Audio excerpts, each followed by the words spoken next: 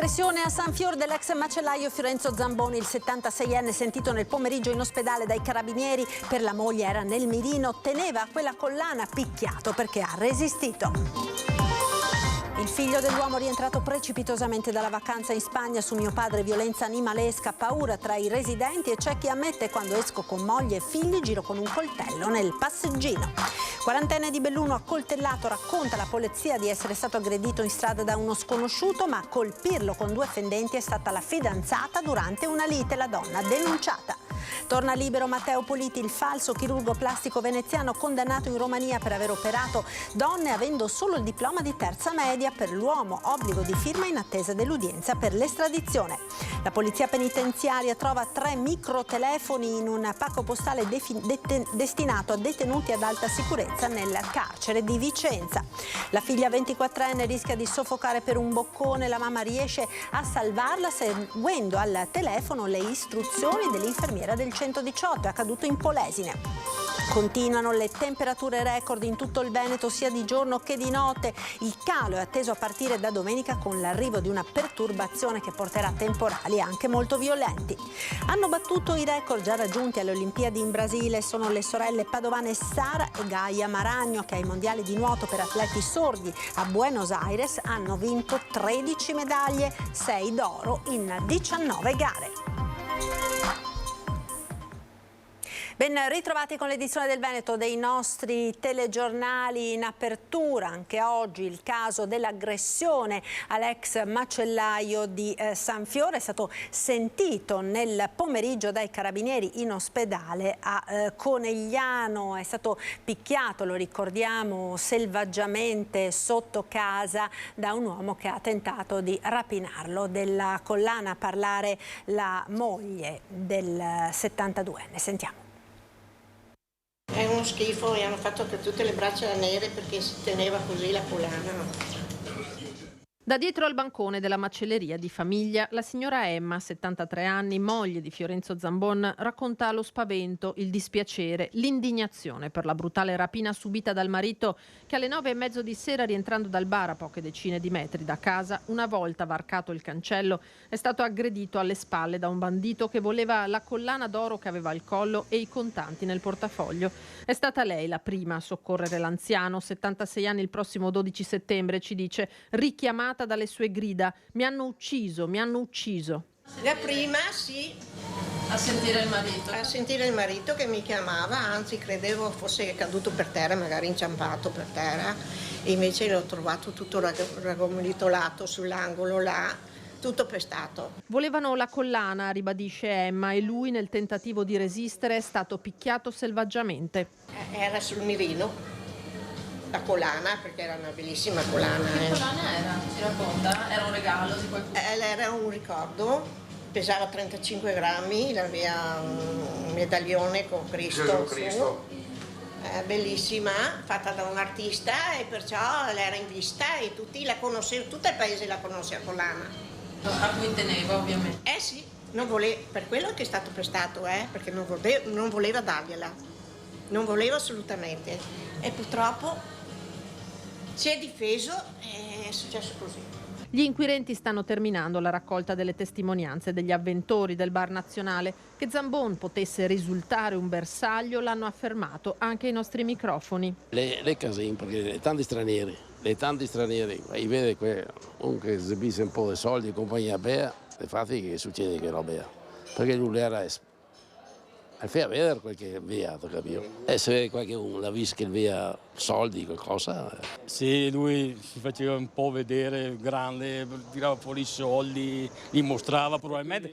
Qualcuno ha notato queste cose. I carabinieri della compagnia di Conegliano hanno sentito lo stesso Zambon nelle scorse ore. Determinante sarà il suo racconto e tutti gli elementi che potrà fornire. Tutte le ipotesi rimangono aperte, dal gesto estemporaneo di un balordo a una rapina premeditata. In acquisizione infine anche i filmati delle telecamere della zona. Intanto l'ex macellaio 76enne aggredito a San Fior dal letto d'ospedale sta cominciando a ricordare quei drammatici momenti ed ipotizza il coinvolgimento di un complice del rapinatore. Per i figli qualcuno teneva d'occhio il padre.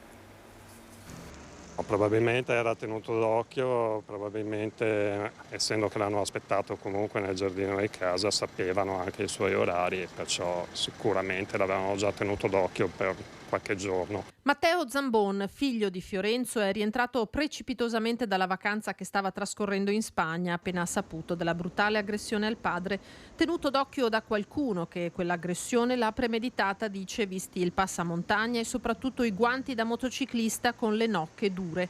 Il 76enne è ricoverato in chirurgia all'ospedale di Conegliano e inizia a ricordare qualcosa in più di quegli istanti. Adesso stava dicendo che forse c'era un complice che aspettava e che l'ha recuperato per andare via, ovviamente, quindi non so, ma parlerà con i carabinieri e chi di dovere. I medici stanno monitorando fratture e lesioni. Oggi rifanno le analisi e si vedrà i risultati, gli esiti. Lui è cosciente comunque? Comunque è cosciente, sì. Si è ripreso abbastanza, adesso ricorda anche quello che è successo. Prima non si ricordava molto bene, ovviamente era confuso la sera stessa, ma adesso è un po' meglio. Dai. Si è davvero accanito contro un anziano? Decisamente esagerato. Non c'è nulla da dire, è un atteggiamento animalesco, perché non si può accanirsi in questo modo contro un anziano, non è pensabile. Non è umanamente pensabile. È stato veramente una cosa orribile questa cosa qua e ci ha provato tutti quanti perché a maltrattare così un anziano non si può, è una cosa indecente e si devono prendere provvedimenti importanti su questo discorso qua. Ho appena cambiato la serratura della porta blindata dietro un mese fa, ci hanno sforzato la porta sopra. Dunque è un po' che ci tampinano queste persone qua. E poi sono tutti in pericolo, tutti, perché tutte le famiglie adesso devono preoccuparsi che un giorno o l'altro gli arrivano a casa questi qua e li ammazzano. Qualcuno deve prendere dei provvedimenti in questo senso. Prima, se no scapperà un morto. Prima o dopo. Un sentimento condiviso da molti altri cittadini e il brutale pestaggio di Zamboni in piazza Marconi a 2 passi dalla Pontebana non ha fatto altro che confermare le paure della gente che ammette di girare con uno strumento di difesa anche solo per fare una passeggiata. La gente ormai va in giro, dico armata, ma comunque conosco gente che nel passeggino, me compreso, c'ha il coltello, perché a certe ore ne andiamo in giro a portare i bambini adesso perché fa fresco e non ci fidiamo a passare a camminare in certe zone senza qualcosa per proteggerci. È inutile prendere il ladro e poi lasciarlo fuori dopo una settimana, bisogna costruire qualche carcere in più e tenerlo dentro che paghi il suo conto. La cronaca ora ci porta a Belluno con il caso di un 40enne accoltellato che ha raccontato alla polizia di essere stato aggredito in strada da uno sconosciuto, ma a colpirlo con 2 fendenti era stata la fidanzata durante una lite.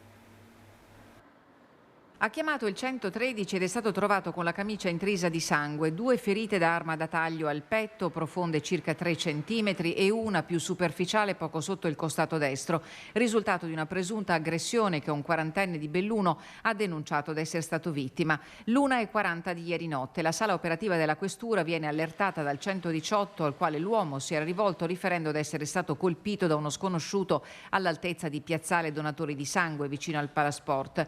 Dopo la presunta colluttazione, l'uomo aggiunge di essere rincasato cercando di automedicarsi. In via Matteo Cesa il vicolo che scende dal parcheggio del Palasport e arriva all'altezza della rotonda fra via San Biagio, via Vittorio Veneto e via Simonda Cusighe. I poliziotti arrivano in men che non si dica assieme all'ambulanza del San Martino. L'uomo è cosciente, racconta la sua versione dei fatti che però non convince gli agenti delle volanti che verbalizzano il racconto e avviano le indagini. Il 40enne nel frattempo, dopo essere stato trattenuto in pronto soccorso in osservazione breve, viene trasferito nel reparto di pneumologia perché le ferite al petto gli hanno provocato una emorragia toracica. La presunta aggressione resta senza testimoni, ma la squadra mobile riesce a ricostruire i fatti in poche ore. Ad aggredire l'uomo in casa è stata la fidanzata nel corso di una lite con un coltello da cucina. La donna è stata denunciata alla Procura della Repubblica di Belluno.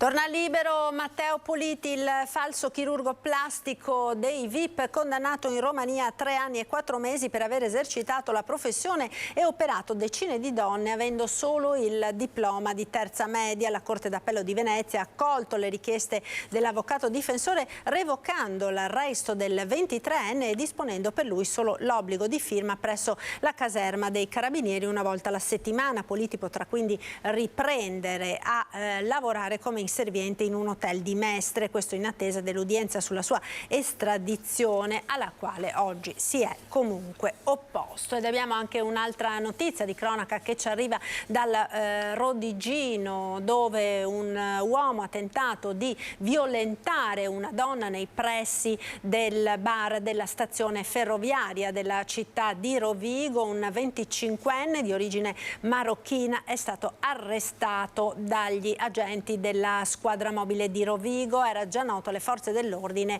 per analoghi precedenti. A Vicenza ora telefoni cellulari nascosti nel pacco postale per detenuti, alta sicurezza nel carcere San Pio X. Hanno tentato di introdurre 3 microtelefoni cellulari in carcere a Vicenza, ma il pacco sospetto, che sarebbe stato destinato a detenuti ad alta sicurezza ristretti al San Pio X, è stato intercettato dal personale di polizia penitenziaria, sequestrato e posto nella disponibilità dell'autorità giudiziaria. A darne notizia il sindacato autonomo Polizia Penitenziaria per voce del segretario berico del SAPPE, Luigi Bono. Per Donato Capece, segretario generale del SAPPE, il rinvenimento a Vicenza, si legge in una nota, fa comprendere come l'attività di intelligence e di controllo del carcere da parte della polizia penitenziaria diviene fondamentale. Penso anche, ha rilanciato Capece, che la polizia penitenziaria debba disporre di un nucleo di poliziotti penitenziari specializzati ed esperti nell'utilizzo e nella gestione dei droni, sia in ottica preventiva che dissuasiva dei fenomeni di violazione degli spazi penitenziari o di introduzione di materiale illecito di qualsiasi natura. La vicenda riporta al centro dell'attenzione la situazione carceraria nel capoluogo berico a distanza di pochi giorni dall'episodio di tensione segnalato dal SAPPE, in cui i protagonisti della protesta erano stati 3 detenuti saliti sul muro dei cortili al fine di chiedere il trasferimento. Ha indicato al telefono le manovre per la disostruzione ed il massaggio cardiaco. Chiara, 24 anni, ragazza Down che vive in un piccolo paese del Medio Polesine, si è salvata grazie alla competenza di Laura, un'infermiera del 118 che ha spiegato alla madre cosa fare per salvare la figlia.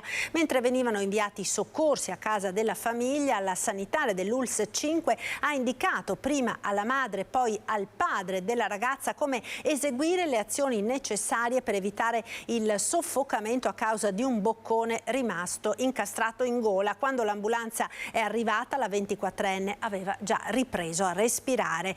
Chiara ha recuperato velocemente, tanto che fortunatamente non è stato necessario il ricovero ospedaliero. E torniamo a parlare dell'ondata di caldo tropicale che sta investendo anche la nostra regione, con massime che hanno superato in alcune località del Veronese i 38 gradi. In tutti i capoluoghi di provincia del Veneto oggi temperature tra i 35 e i 37 gradi. All'Electrolux di Susegana anche oggi uscita anticipata causa caldo torrido nei capannoni. Quelli che lavorano a giornata iniziano alle 7 e questi lavoratori a mezzogiorno più o meno, a seconda dell'orario dell'inizio della pausa, se ne sono andati, della pausa mensa, se ne sono andati per autotutela. Secondo giorno di uscita anticipata per i lavoratori dell'Electrolux di Susegana. Troppo caldo nei capannoni più vecchi dove si lavora in catena di montaggio e gli impianti di condizionamento sono più datati. Il funzionamento dei rifrescatori, che però appunto portando lo stesso a 35 gradi e temperature significa che non hanno la forza nella parte vecchia della fabbrica di proteggere dalle alte temperature. Bisognerebbe interrompere il lavoro nelle ore più calde, che è la richiesta che ha fatto il sindacato e che ha prodotto la decisione degli RLS di sospendere l'attività per tutelare la sicurezza e la salute dei lavoratori. Inevitabile la stoccata alla dirigenza, che oggi ha chiamato una ditta specializzata per testare le temperature effettive. Capiamo che chi sta con l'aria condizionata negli uffici immagini che la situazione dentro il reparto sia la stessa. Noi sappiamo che lavorare in catena di montaggio con ritmo vincolato con queste temperature non è la stessa cosa che stare a 24 gradi perché c'hai l'aria condizionata. E il fatto che la decisione di uscire prima di fine turno sia stata presa dai responsabili alla sicurezza metterebbe al riparo i lavoratori dalle possibili contestazioni di assenze ingiustificate. Una protesta che continuerà anche domani. Visto che non si può contare sull'azienda, sul fatto che si mettano la mano sulla coscienza chi dirige, contiamo che tra sabato e domenica, come hanno previsto, arrivino i temporali. Speriamo che la grandine non faccia più danni che guadagni e a questo punto la cosa si superi da sé. Abbiamo detto dunque delle temperature record che oggi sono state toccate in varie località della nostra regione, molto caldo anche in montagna. A Cortina oggi si sono toccati i 30 gradi, ma il caldo dovrebbe avere le ore contate, attesa una perturbazione che domenica nella serata dovrebbe portare ad un notevole calo delle temperature, ma sono previsti anche fenomeni violenti. Sentiamo cosa ci hanno detto al centro ARPAV di Teolo. 38 gradi e 6 a Trebaseleghe e a Rosà tra Alta Padovana e Bassanese, 38 gradi e 3 a Verona, 37,1 a Treviso. Caldo record in Veneto nella giornata di ieri con temperature di quasi 10 gradi superiori alle medie del periodo, decisamente anomale anche in montagna. Nella giornata di ieri abbiamo appunto avuto l'apice del caldo, quindi con temperature massime che hanno raggiunto anche 38-39 gradi e localmente per alcune stazioni della Bassa Veronese proprio è stato il record storico dal 1992, quindi 38,8 temperature rilevate in alcune stazioni della Bassa Veronese. Anche la Pedemontana la Pedemontana Vicentina ha raggiunto record storici con 38 gradi e mezzo di temperatura. A Roverchiare e Sorgane il Veronesi 38,8, record anche per Trissino e Valdagno, dove il termometro per la prima volta dal 92 si è fermato a 38,5. Se di giorno fa caldo, di notte non va meglio. Abbiamo avuto temperature minime, anche queste ben superiori alla media del periodo, ben superiori ai 20 gradi, anche localmente superiori ai 24 gradi, quindi si parla appunto di notti tropicali. A Teolo sui Colle Euganei la temperatura minima è stata di 24 gradi, decisamente alta, non un vero e proprio conto alla rovescia, quello che ci attende per tirare un respiro di sollievo. Domenica il termometro si fermerà a 35 gradi, dalla serata le prime precipitazioni.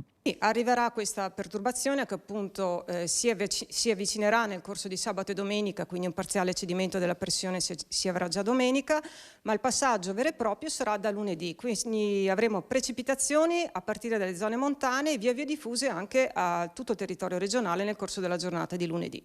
Per capire l'intensità dei temporali è presto, ma la probabilità di violente grandinate è alta. Localmente potranno quindi verificarsi nei locali temporali intensi. Stiamo valutando l'evoluzione quindi di giorno in giorno quello che accadrà.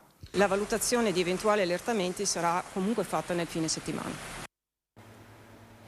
E le attuali condizioni meteoclimatiche, caldo torrido e vegetazione molto secca hanno portato la Protezione Civile del Veneto a dichiarare lo stato di grave pericolosità per gli incendi boschivi in 15 comuni dell'area dei Colli Euganei e nella zona litoranea della provincia di Rovigo, da Rosolina ad Ariano Polesine.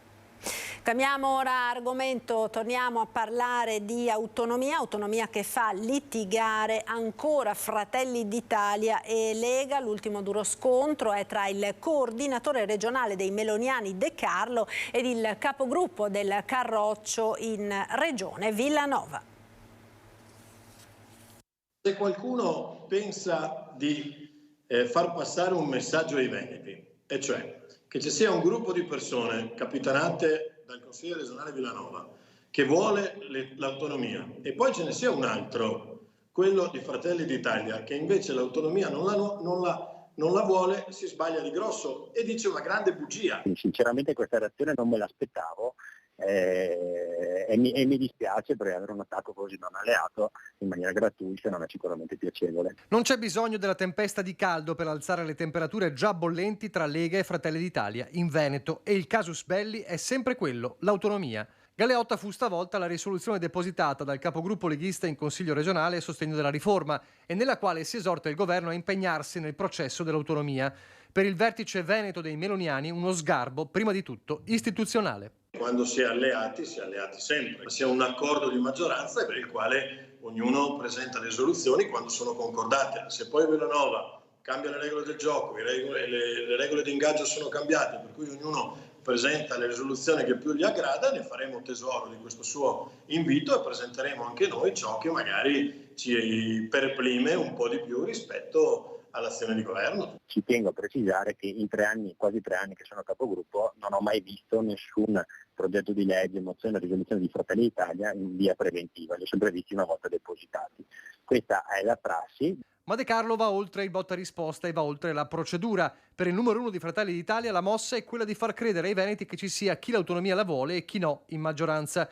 Una mossa che definisce profondamente ingenerosa nei confronti dell'alleato e dello stesso ministro Calderoli, e puntualizza. È solo questo governo che ha portato in Consiglio dei Ministri la questione dell'autonomia. È solo questo governo che la sta portando avanti. È solo questo governo che vede protagonista Fratelli d'Italia. Bellanova non può giocare a fare il +1 facendo credere di essere lui quello che vuole l'autonomia e gli altri dormono. Tutt'altra lettura, quella del capogruppo del Carroccio. La risoluzione che ho depositato con la firma di praticamente tutto il gruppo della Lega, di Zaia, serve solo a rafforzare quello che è un lavoro che viene fatto dal governo, grazie al lavoro del ministro Calderoli, grazie alla spinta di quello che è il governatore Zaia e sicuramente anche all'appoggio di Fratelli d'Italia con il primo ministro Meloni. Questa è una risoluzione che serve a contrastare tutte quelle forme di ostruzionismo che penso tutti quanti abbiamo visto in questi mesi, in questi anni, che sono trasversali e che cercano di bloccare una riforma che serve al Veneto ma serve a tutto il Paese. Allora concentriamoci verso i nostri avversari politici invece di dedicare gli attacchi agli alleati. La tensione insomma resta, così come resta quella risoluzione in Consiglio regionale che Fratelli d'Italia è intenzionata a non affossare, anzi, ma ancora una volta mettendo i puntini sulle i. Anche se non è stata concordata ed è un errore, noi la voteremo e cercheremo anche di emendarla ricordando ai veneti tutti gli step, cioè che prima nessuno ci aveva pensato, cioè che il governo Meloni l'ha messa nel suo programma e che il governo Meloni l'ha messa nel CDM in un Consiglio dei Ministri di febbraio e che il governo Meloni la sta portando avanti anche adesso e non ha nessuna intenzione di frenare. Bassano in lutto, se n'è andato lo storico Gianberto Petoello, era un docente, uno studioso ed uno storico, aveva 83 anni. Bassano ha perso un gran compagno di viaggio e da oggi è un po' più sola. La città e i suoi abitanti, il Ponte Vecchio, i suoi palazzi, i suoi libri, la sua storia perdono un figlio che ha dato tanto a tutti loro. Se n'è andato improvvisamente Gianberto Petoello, strappato all'affetto dei suoi cari e degli amici in una calda sera d'agosto. Petoello ha rappresentato per Bassano del Grappa un punto di riferimento imprescindibile per chiunque volesse avvicinarsi alla storia del territorio, della quale si è interessato in modo profondissimo e appassionato per tutta la vita e che aveva saputo tradurre in molti libri e volumi. Era un grande esperto della storia di Bassano, come si suol dire dalle origini ai giorni nostri, e aveva più volte contribuito con la sua scienza e la sua conoscenza ad aumentare il prestigio della città e dei suoi monumenti agli occhi del mondo. Nel 2016 era stato insignito del premio Cultura in occasione del San Bassiano e anche in quell'occasione aveva saputo condividere quel riconoscimento, allargandone la visione all'intero mondo culturale cittadino. Questo è un premio che più che a me viene dato alla città di Bassano e a chi ne procura la valorizzazione e la tutela. La sua erudizione, d'altronde, era sempre stata messa al servizio della città e dei suoi abitanti, come in occasione della battaglia per l'Archivio di Stato o del lungo braccio di ferro sulla centralina che un privato avrebbe voluto costruire sul Brenta, a 2 passi dal Ponte Vecchio.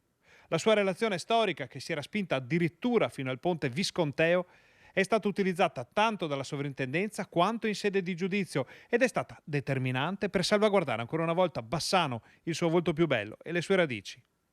Petuello, che nella vita aveva anche ricoperto il ruolo di consigliere comunale, lascia nel dolore la moglie e la figlia, ma anche i tantissimi studenti del liceo Da Ponte che hanno seguito le sue lezioni nel corso dei decenni, eppure i tanti amici con i quali amava parlare della sua Bassano fra i vicoli del centro storico.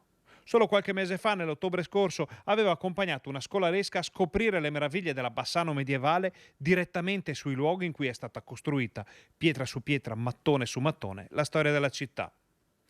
Bassano, dicevamo, è un po' più sola da oggi, senza quel gigante sulle cui spalle si sono appoggiati tanti bassanesi per vedere più lontano di quanto da soli non avrebbero mai saputo fare. Ma se i bassanesi di oggi e di domani sapranno mettere a fuoco anche solo una porzione di quella vista sconfinata, allora la città sarà in buone mani per qualche tempo ancora. Hanno battuto i record già raggiunti alle Olimpiadi in Brasile le sorelle Sara e Gaia Maragno, che ai mondiali di nuoto per atleti sordi a Buenos Aires hanno vinto 13 medaglie in 19 gare, 6 sono d'oro.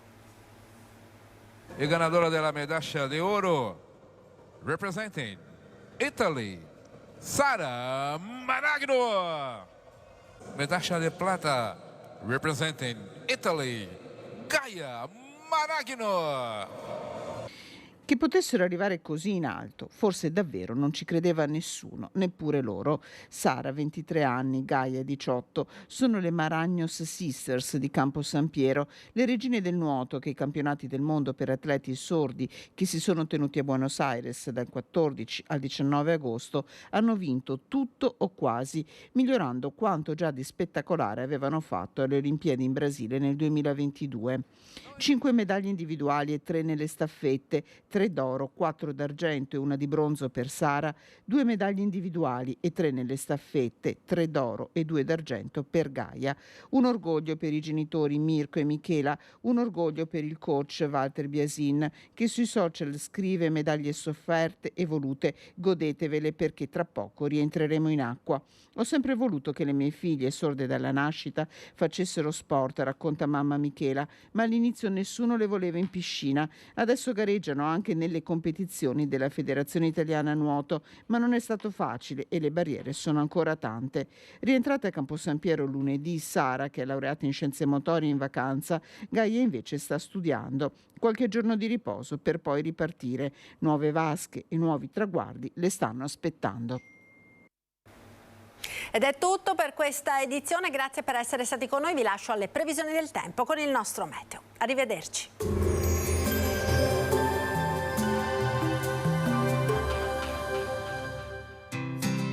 L'Unic Star, le uniche pagliette antibatteriche in commercio, prodotte anche per i marchi più importanti, sia nazionali che internazionali.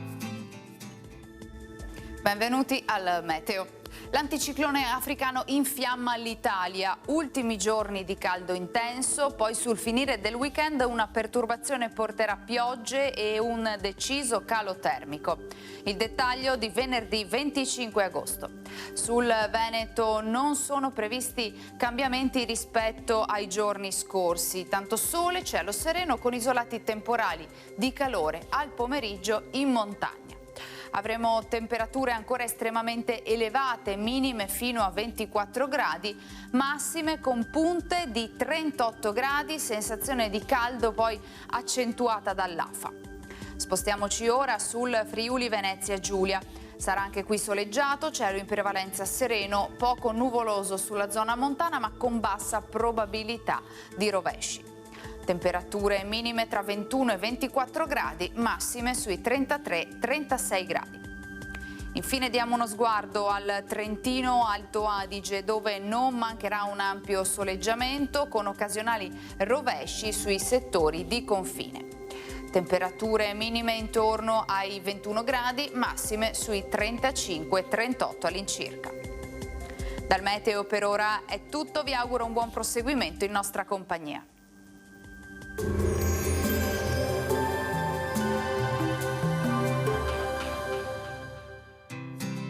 L'Unic Star, le uniche pagliette antibatteriche in commercio, prodotte anche per i marchi più importanti, sia nazionali che internazionali.